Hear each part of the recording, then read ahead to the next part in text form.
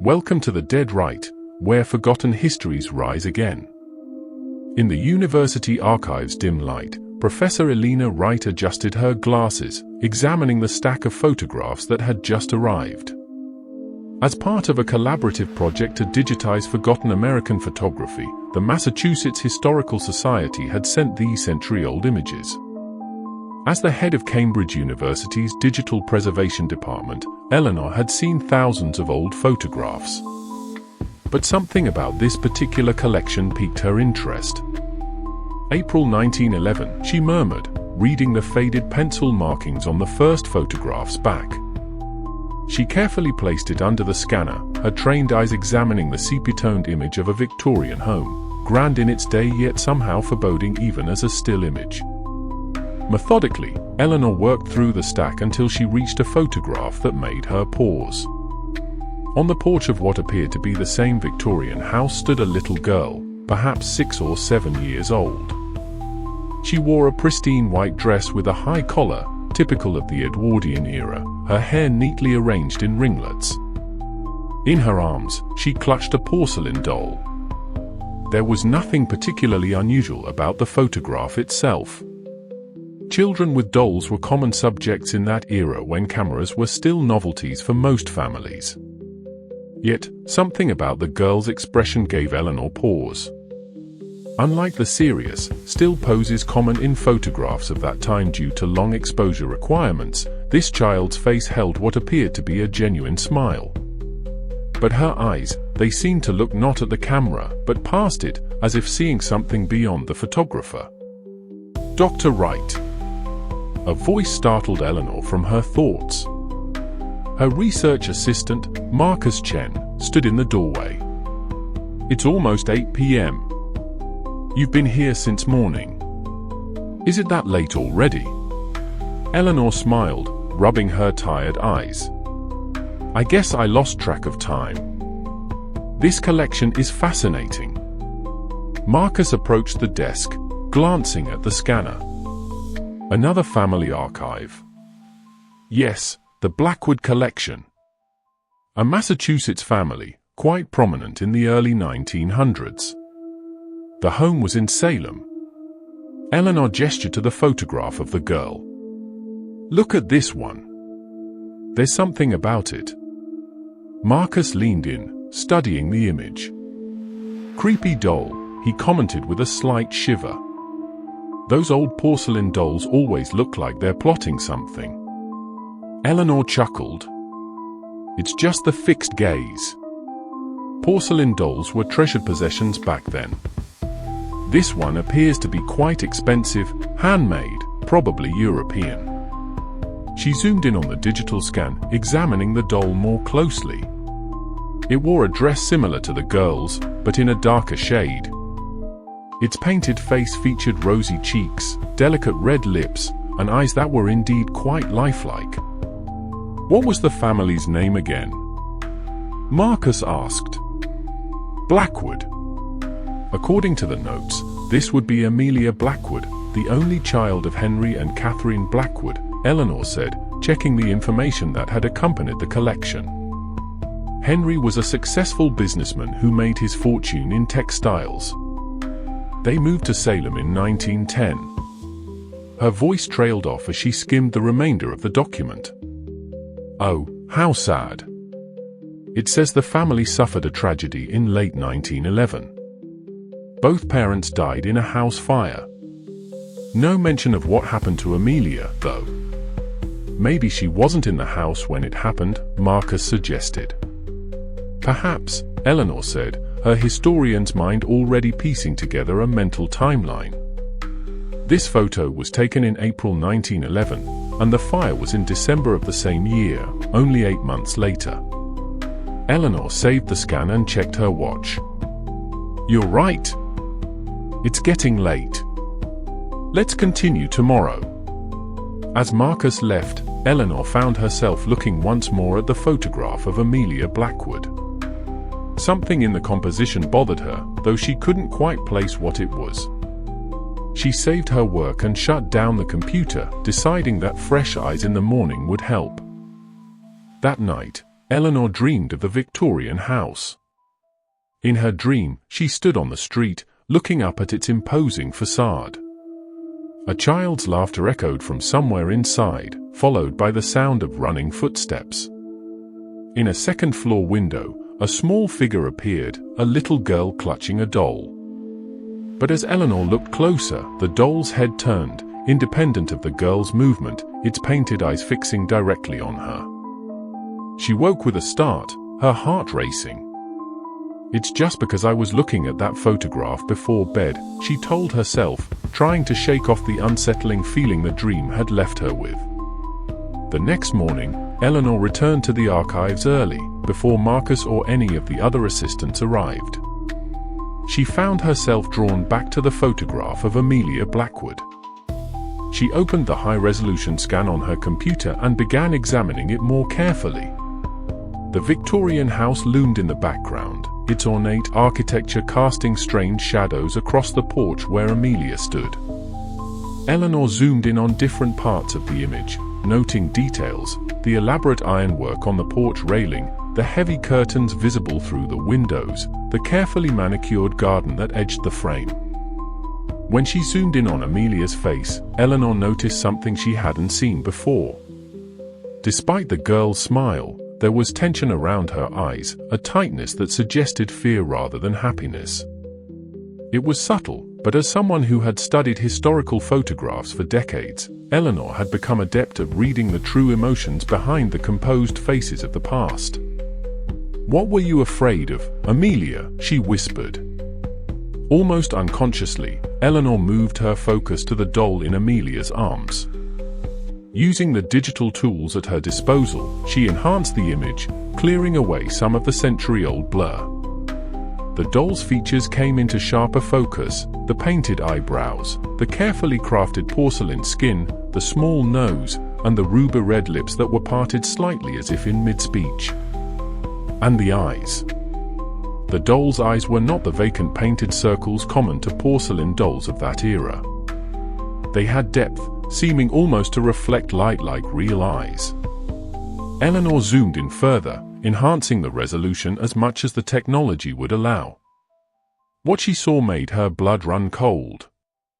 Within the doll's eyes, there appeared to be pupils, actual pupils that were looking not at the camera or at Amelia, but off to the side, as if the doll was watching something out of frame. "That's impossible," Eleanor whispered. Dolls of that period had painted eyes, sometimes with glass inserts, but they were fixed in place, not capable of this level of realistic detail or apparent movement. She zoomed out and then focused on another detail: the doll's hand. It rested on Amelia's arm, the porcelain fingers splayed in a way that looked almost possessive. But what struck Eleanor was how the fingers seemed to press into the fabric of Amelia's dress, creating small wrinkles, as if exerting actual pressure. A knock at the door made Eleanor jump. "Morning, Dr. Wright," Marcus called as he entered with 2 cups of coffee. "Thought you might need this." "You're in early." Eleanor accepted the coffee gratefully, trying to hide her unease. "Thank you. I wanted to get another look at the Blackwood collection."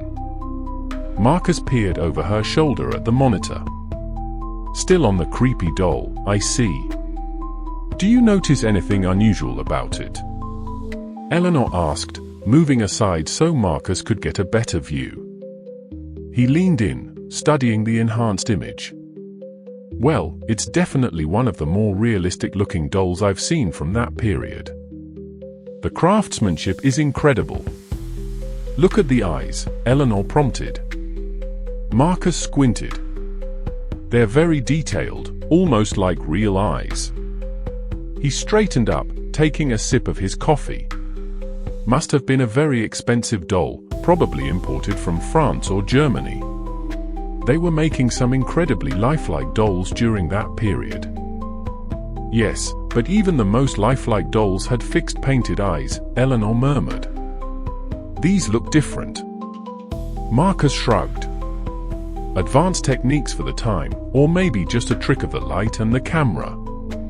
"Maybe," Eleanor conceded, though she wasn't convinced. I'm going to see if there are any other photographs of Amelia with this doll. She spent the next few hours going through the rest of the Blackwood collection.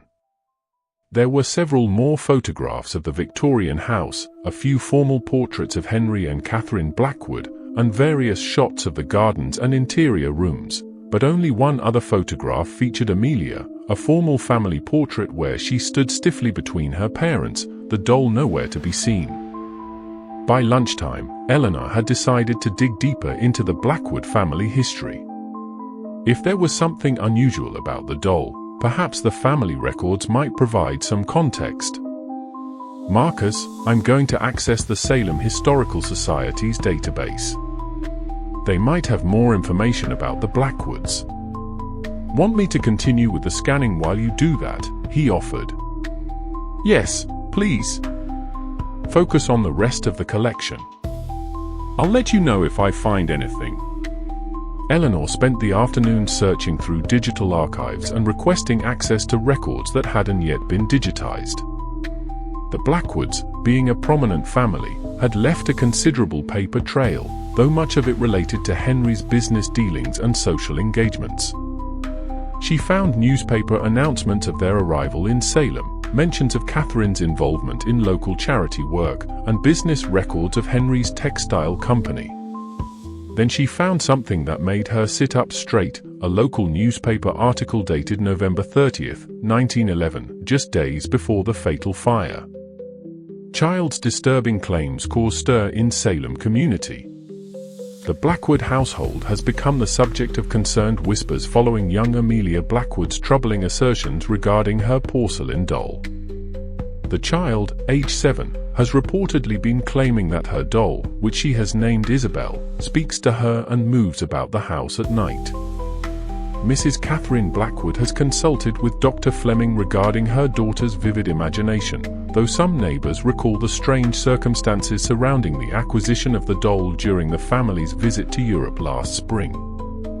The article continued, mentioning that Amelia had become increasingly isolated, refusing to part with the doll and speaking to it as if it were a real person. Some servants had reportedly left the Blackwood employ, citing unsettling occurrences within the household. Eleanor felt a chill run down her spine. The article, written in the somewhat sensationalist style common to local newspapers of the era, nonetheless contained troubling details that connected directly to the photograph she'd been studying. She checked the date again, November 30th, 1911. The fire that killed Henry and Catherine had occurred on December 21st, just 3 weeks later. Eleanor searched for articles about the fire itself and found several. Tragic fire claims lives of prominent Salem couple. A devastating fire engulfed the Blackwood residence on Willow Street late last night, claiming the lives of Henry and Catherine Blackwood. The blaze, which began sometime after midnight, had already consumed much of the structure by the time fire brigades arrived. Investigators believe the fire originated in the library on the first floor, possibly from a dropped cigar or unattended lamp. Remarkably, the couple's young daughter, Amelia, was found unharmed in the garden, clutching her porcelain doll. The child appears to have escaped through a second-floor window, though she has been unable or unwilling to explain how she managed this feat. Amelia has been placed in the care of her maternal aunt, Mrs. Eleanor Simmons, who arrived from Boston this morning. Eleanor read the article twice, noting the eerie coincidence of the aunt's name matching her own. But what struck her more was the mention of Amelia being found with the doll, unharmed, despite having apparently escaped from a second-floor window. She found one more relevant article, dated January 5, 1912. Blackwood child committed to Lakeside Sanitarium. Following concerning behavior in the weeks after the tragic fire that claimed her parents' lives, young Amelia Blackwood has been committed to Lakeside Sanitarium for treatment. Mrs. Eleanor Simmons, the child's aunt and current guardian, made the difficult decision after consulting with specialists. Amelia has not spoken a word since the fire, except to her doll, Mrs. Simmons told this reporter with visible distress. She refuses to be parted from it and becomes violent when attempts are made to separate them. The doctors believe that with proper care, she may recover from this trauma. Lakeside Sanitarium, known for its progressive treatment of nervous disorders in women and children, has assured Mrs. Simmons that every effort will be made to restore Amelia to health. Eleanor sat back in her chair, processing what she had read. A tragic story, certainly, a young girl traumatized by the death of her parents, clinging to her doll as a source of comfort. But there were unsettling elements that couldn't be easily explained: the reports of the doll moving, Amelia's escape from the fire, and the subsequent behavioral issues that led to her institutionalization. She needed to find out what happened to Amelia after she was sent to Lakeside Sanitarium. Had she recovered, lived a normal life? Or had her story ended within those institutional walls, as was sadly common for many children in that era? Eleanor searched the databases for any mention of Lakeside Sanitarium and discovered it had closed in 1954 after several decades of declining patients and funding. The records had been transferred to the Massachusetts State Archives. Marcus, she called, seeing her assistant return from his lunch break. I need to make a request to the State Archives. I'm looking for patient records from Lakeside Sanitarium, specifically for Amelia Blackwood, admitted in January 1912. Marcus raised an eyebrow, finding something interesting in the Blackwood case. Very, Eleanor replied, her eyes returning to the screen where the enhanced photograph of Amelia and her doll still displayed. The doll in this picture may have been connected to some disturbing events in the family. What kind of events? Marcus asked, intrigued. Eleanor briefly explained what she had discovered, watching as Marcus' expression shifted from curiosity to concern. That's quite a story, he said when she finished. But surely there's a rational explanation. Mass hysteria about possessed objects wasn't uncommon in that era, especially in a place like Salem with its history.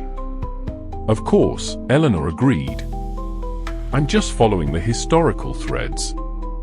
The coincidences are interesting from a research perspective. But as she said it, her eyes were drawn back to the doll's face on the screen, to those eyes that seemed too alive, too aware for a mere porcelain toy. 2 days later, Eleanor received digital copies of Amelia Blackwood's patient records from Lakeside Sanitarium. The documents had been scanned as part of a historical digitization project, making them available to researchers with proper credentials. The records painted a disturbing picture. Upon admission, 7-year-old Amelia had been diagnosed with acute melancholia with delusional features, a common diagnosis for children exhibiting what would today be recognized as trauma responses. The attending physician, Dr. Harold Bennett, had made detailed notes about Amelia's condition and behavior. Patient refuses to speak to staff or other patients, one entry noted. Communication is directed exclusively to porcelain doll, which patient will not relinquish. When separated from the doll during initial examination, patient became extremely agitated, screaming that Isabel will be angrier and Isabel will hurt you like she hurt them. Another entry, dated 2 weeks later, described a troubling incident. Night nurse Whitaker reported finding patient's room in disarray this morning, though door was locked from outside as per protocol. Patient claimed Isabel did it because she was angry.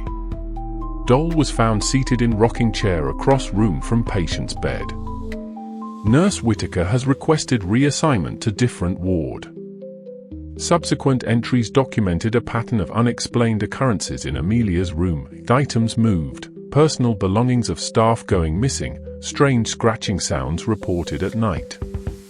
Several staff members had requested transfers away from Amelia's ward. Most disturbing were Dr. Bennett's personal notes, where his initially skeptical clinical tone gradually gave way to confusion and what appeared to be fear. February 18, 1912. I find myself increasingly troubled by the Blackwood case. While I have encountered many children with fantasy companions and projections following trauma, there is something distinctly unsettling about Amelia's relationship with the doll. Today, During our session, I could have sworn I saw the doll's head turn slightly when Amelia was not touching it. A trick of the light, surely, or my own fatigue after long hours. And later, March 3, 1912. Incident with the Blackwood child has left Nurse Collins with severe lacerations to her arms. Collins claims she was alone in the room with Amelia when she felt something grab her from behind. Child was seated on bed throughout, doll in lap. Collins is reliable staff, not given to hysterics or fabrication. Have requested doll be removed for examination, but concerns about patient's reaction make this problematic.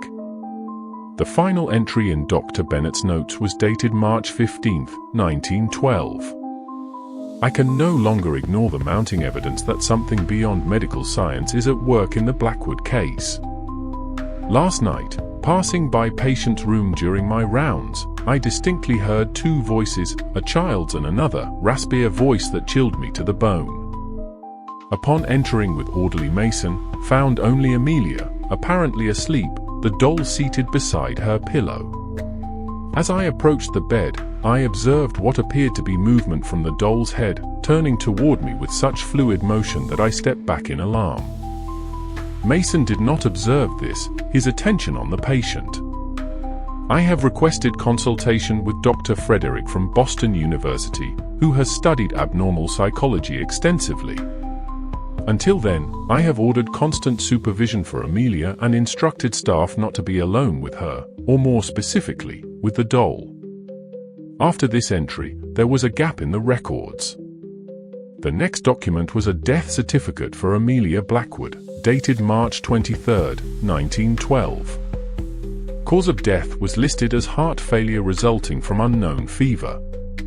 A brief medical note indicated that the child had developed a high fever suddenly on the night of March 22 and had died before dawn despite efforts to reduce her temperature. A final administrative note, dated March 25, 1912, contained a detail that made Eleanor's skin crawl. Personal effects of deceased patient Amelia Blackwood to be returned to next of kin, Mrs. Eleanor Simmons, Boston. Items include one nightgown, one hairbrush, one photograph of parents, one leather-bound journal. Note: porcelain doll not found among patient's belongings. Staff questioned but unable to account for its whereabouts. Eleanor sat in stunned silence after reading through the records. The doll had disappeared. Had someone taken it? Had it been destroyed due to the staff's superstitions? Or was there some other, more disturbing explanation that she didn't want to consider? Dr. Wright. Marcus's voice broke through her thoughts. Are you all right? You look pale. Eleanor gestured to the screen. I've been reading Amelia Blackwood's patient records. She died in the sanitarium just a few months after being admitted. And the doll, the one in our photograph, apparently vanished after her death. Marcus frowned. That's sad about the girl, but not surprising given the medical care of the time. As for the doll, someone probably took it. Those antique dolls are valuable, perhaps.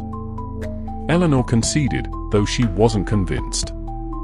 I want to look at the other photographs in the collection again, particularly the ones of the house interior.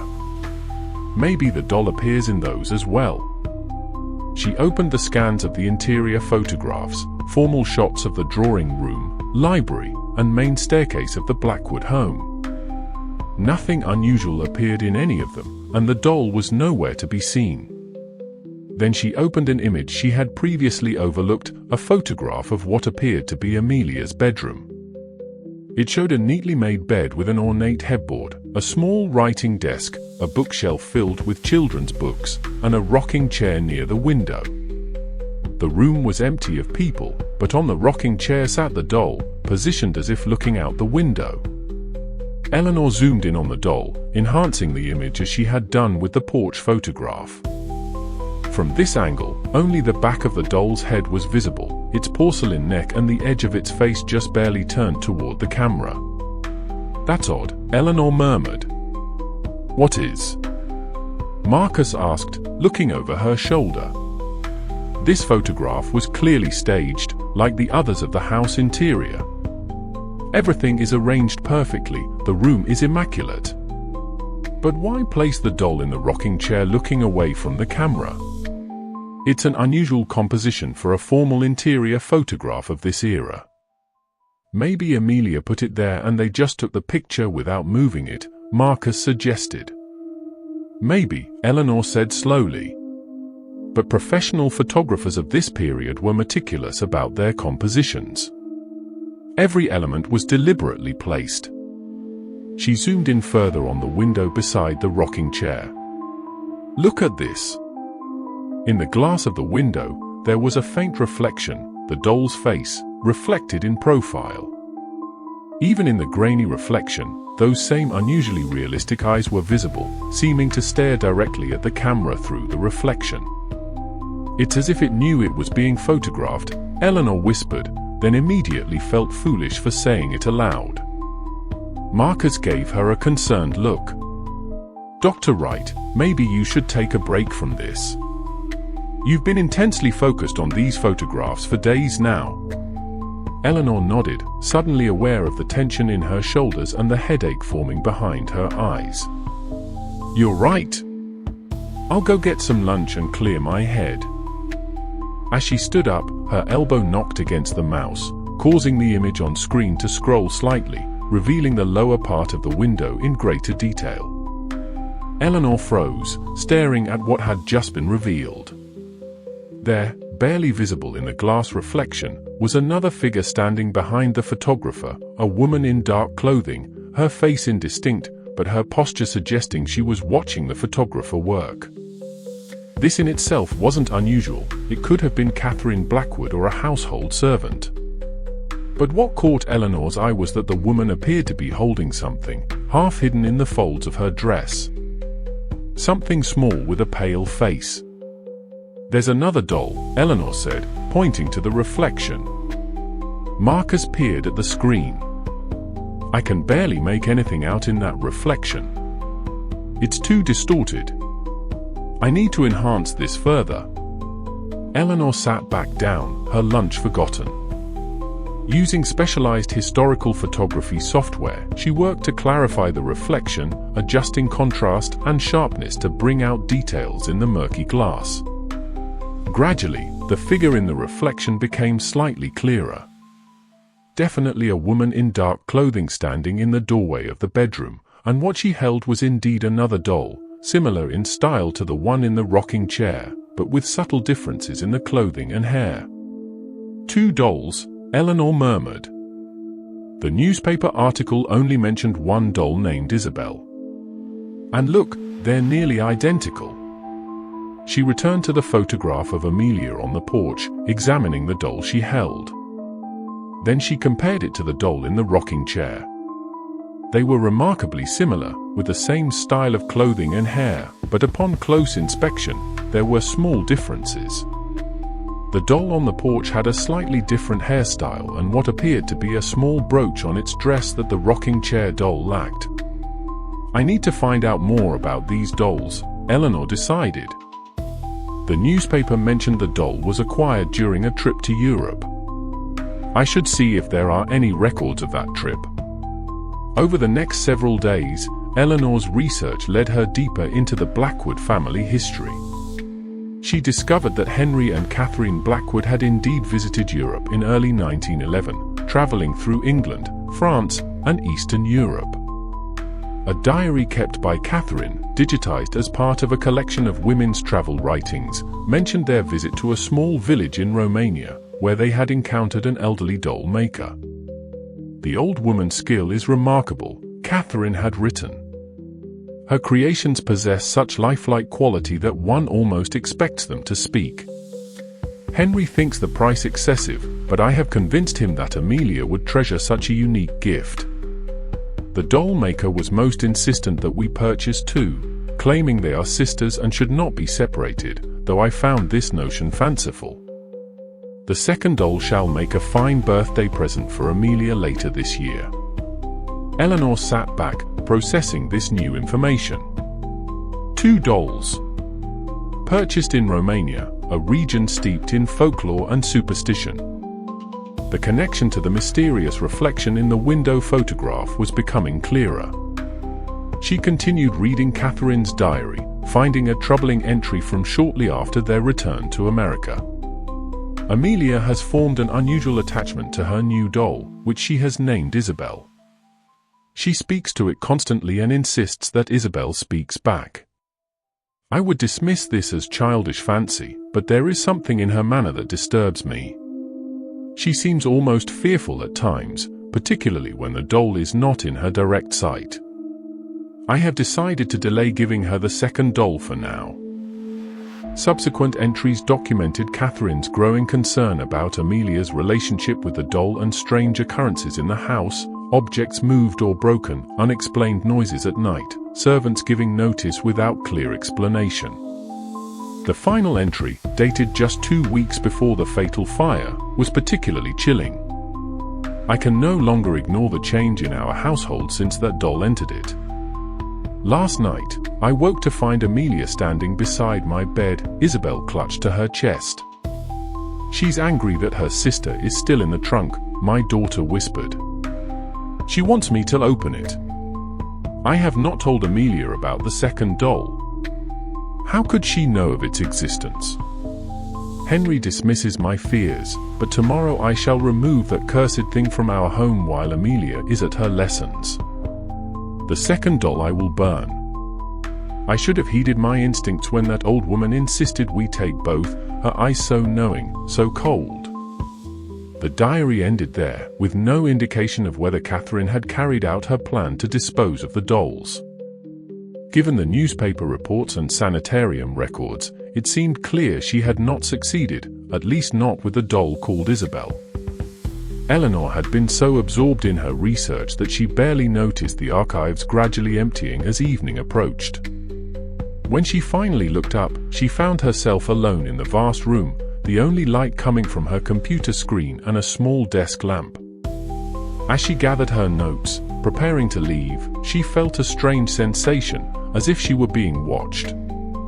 She turned, scanning the empty room, her heart rate accelerating despite her attempts to remain rational.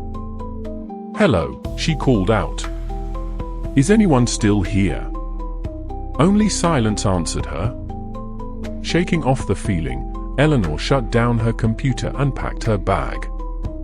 As she did, her phone chimed with a notification. An email from the Massachusetts Historical Society. The subject line read, "Additional materials, Blackwood Collection." She opened it immediately. "Dear Dr. Wright, during routine cataloging, we have discovered a small wooden box that appears to belong with the Blackwood collection you are currently examining. The box contains what seems to be personal effects salvaged after the fire, including some photographs not included in the initial materials sent to you. We have digitized these items and attached them to this email for your reference. The physical materials will be sent to your department next week. Regards, Martha Hensley, Curator, Massachusetts Historical Society." Eleanor downloaded the attached files, high-resolution scans of charred photographs, partially burned letters, and a small leather diary that had apparently belonged to Amelia herself. The diary pages were heavily damaged, with only fragments of childish handwriting visible on the scorched paper. One photograph in particular caught Eleanor's attention. Unlike the formal posed shots in the previous collection, this appeared to be a more candid image, Amelia seated on the floor of what looked like the library, the doll Isabel beside her. But it was the background of the photograph that caused Eleanor to gasp. On a shelf behind Amelia, partially obscured by shadow but unmistakable once noticed, sat the second doll. Its posture was identical to Isabel's, but its head was turned at an unnatural angle, appearing to look directly at Amelia and Isabel rather than at the camera. Eleanor zoomed in on the second doll, enhancing the image as much as possible. Despite the shadows and the century-old photographic quality, she could make out its features, the same lifelike eyes as Isabel's, but with an expression that seemed almost predatory. She scrolled through the remaining photographs quickly, her unease growing. In each image that showed Amelia with Isabel, the second doll could be spotted somewhere in the frame, on a distant shelf, in the background of a garden shot, partially visible through a doorway, always watching, always positioned to observe Amelia and Isabel. The fragments of Amelia's diary provided little coherent information, but one partially preserved page contained a passage that made Eleanor's blood run cold. Isabel says her sister is angry. She comes out at night when everyone is sleeping. I saw her standing at the foot of my bed last night. Isabel says she wants to. The rest of the page was too damaged to read. Eleanor sat in the silent archive room, the implications of what she had discovered washing over her. Two seemingly identical dolls, one given to Amelia, one hidden away, Catherine Blackwood's growing fear, the servants leaving, the strange occurrences in the house, and then the fire that killed both parents but somehow spared Amelia and her doll. What had really happened in that house in December 1911? And what had become of the second doll after Amelia's death in the sanitarium? The sudden sound of her phone ringing made Eleanor jump. It was Marcus. "Dr. Wright?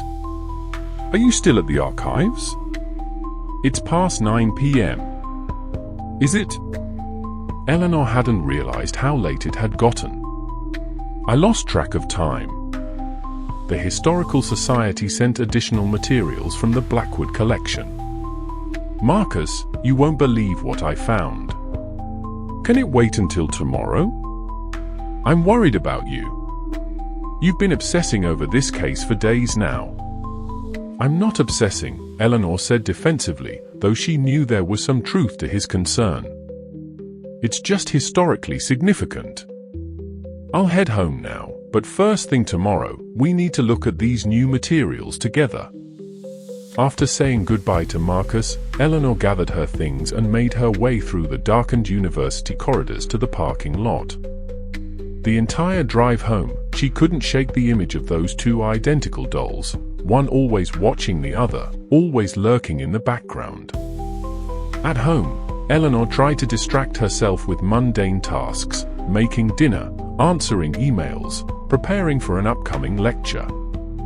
But her mind kept returning to the Blackwood case. Before going to bed, she found herself drawn to her computer again, opening the photographs she had downloaded from the Historical Society.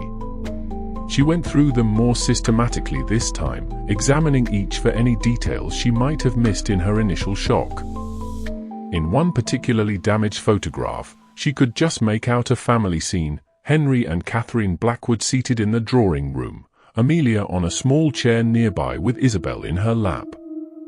The second doll was visible on a side table in the background, positioned so that it faced the group. Eleanor zoomed in on Henry Blackwood, noting his expression, not the stern, composed look common in formal portraits of the era, but something that resembled worry or fear. His hand appeared to be mid-gesture, as if he had been speaking animatedly when the photograph was taken. She moved to Catherine next, whose face was turned slightly away from the camera toward her husband. Even in profile, the tension in her expression was evident. Then Amelia, the little girl's face was partially obscured by her hair, but what was visible showed none of the fear or tension evident in her parents. She appeared calm, almost unnaturally so, her attention focused entirely on the doll in her lap. Finally, Eleanor examined the second doll in the background. As she zoomed in and enhanced the image, she noticed something she had missed before, a small dark stain on the doll's porcelain hand, barely visible against the darker fabric of its dress. It could have been a flaw in the photograph or a shadow, but given everything else she had discovered, Eleanor couldn't help wondering if it was something more sinister. Too tired to continue but too unsettled to sleep, Eleanor finally closed her computer and went to bed. That night, she dreamed again of the Blackwood house. In the dream, she wandered through its corridors, following the sound of a child's laughter. She came to Amelia's bedroom and found the little girl sitting on the floor, Isabel beside her. "She's hiding," Amelia said, looking up at Eleanor with solemn eyes. "Who's hiding?" Eleanor asked in the dream. "Sister," Amelia replied, pointing to the closet. "She comes out when no one is looking. She doesn't like being in the trunk. She doesn't like being forgotten." In the dream, Eleanor approached the closet, her hand reaching for the doorknob. As she began to turn it, she heard a scratching sound from inside, like porcelain fingers scraping against wood. She hesitated, suddenly afraid of what she might find. "You should run," Amelia said calmly behind her. "She's very angry now. She's been waiting a long time." Eleanor turned back to look at Amelia, but the little girl was gone. In her place sat Isabel, her porcelain head slowly turning until those lifelike eyes fixed on Eleanor. The doll's painted lips seemed to move as a raspy voice whispered, "She's coming for you next." Eleanor woke with a gasp, her heart pounding. The dream had been so vivid, so real. She checked the time, 3:17 a.m., too early to get up, but she knew she wouldn't be able to fall back asleep easily after that nightmare. She reached for her phone on the nightstand, thinking she might read until she felt sleepy again. As she did, she noticed an email notification. It had arrived at 2:43 a.m., just half an hour earlier. The sender was listed simply as Archives, and the subject line read, "Found her." Fully alert now, Eleanor opened the email. There was no message, just an attachment, a photograph. With trembling fingers, she downloaded and opened it. The image that appeared on her screen was of a porcelain doll, identical to the ones in the Blackwood photographs, but clearly photographed recently, the modern digital quality unmistakable. The doll sat on what appeared to be a shelf in a dimly lit room, surrounded by other antiques. Its painted eyes stared directly at the camera, that same unsettling lifelike quality evident even in this modern image. Eleanor stared at the photograph in horror, her mind racing. Who had sent this? How had they known about her research? Was this some kind of sick joke? She checked the email address, archives@marshist.org. It appeared to be from the Massachusetts Historical Society. But why would they send such an email in the middle of the night with no explanation? Eleanor immediately forwarded the email to Marcus with a message, "Did you receive anything like this? Who else knows about our research on the Blackwood dolls?" Then she called the after-hours security number for the university archives, her hand shaking as she dialed. "Campus security. Officer Dawson speaking. This is Dr. Eleanor Wright from the History Department. I need to know if anyone has accessed the archives tonight, specifically the Blackwood collection materials. Let me check the logs, Dr. Wright." There was a pause, the sound of typing. No one has entered the archive since they were locked at 10 p.m. Is there a problem? I'm not sure, Eleanor admitted. I received a strange email that appears to be from the Massachusetts Historical Society, but it was sent at nearly 3 a.m. That does sound unusual, the officer agreed. Would you like me to send someone to check the archives? Yes, please. And could you specifically check if any of the photographs or materials from the Blackwood collection have been disturbed? Will do, Dr. Wright. We'll call you back once we've completed the check. Eleanor hung up, still staring at the photograph on her phone. There was something about the background that seemed familiar. The shelf, the particular arrangement of antiques surrounding the doll. She had seen it before, but where? Then it hit her. The university's own historical collection in the main library. The shelf in the photograph was part of a display of 19th and early 20th century artifacts donated by local families over the years. Without stopping to think about the absurdity of what she was doing, Eleanor dressed quickly and drove to the campus. At this hour, the main library would be closed, but her faculty ID would give her access to the after-hours entrance. The library was eerily silent as Eleanor made her way through the darkened halls to the historical collection room. Using her phone as a flashlight, she approached the display case she had recognized from the photograph. And there it was. The doll, positioned exactly as it had appeared in the email, surrounded by the same antique items. Eleanor stood frozen, staring at it through the glass. It couldn't be possible. How could the doll from the 1911 photographs, the doll that had supposedly disappeared from Lakeside Sanitarium after Amelia's death, be here in the university's collection? She examined the small identification card beside the doll. Porcelain doll, circa 1900. European craftsmanship. Donated by the estate of Dr. Harold Bennett, 1953. Dr. Harold Bennett. The physician who had treated Amelia at Lakeside Sanitarium, who had documented the strange occurrences surrounding the doll, who had been the last person to mention seeing it before its reported disappearance. He had taken it. And somehow, decades later, it had ended up here in the university's collection, just down the hall from where Eleanor had been studying its history for the past week. But which doll was it? Isabel, the one Amelia had carried everywhere? Or the sister doll, the one that had always lurked in the background of the photographs, watching? Eleanor leaned closer to the glass, studying the doll's features. The dress, the hair, the painted face, all matched the dolls from the photographs. But there was something on its porcelain hand, a dark disc hole.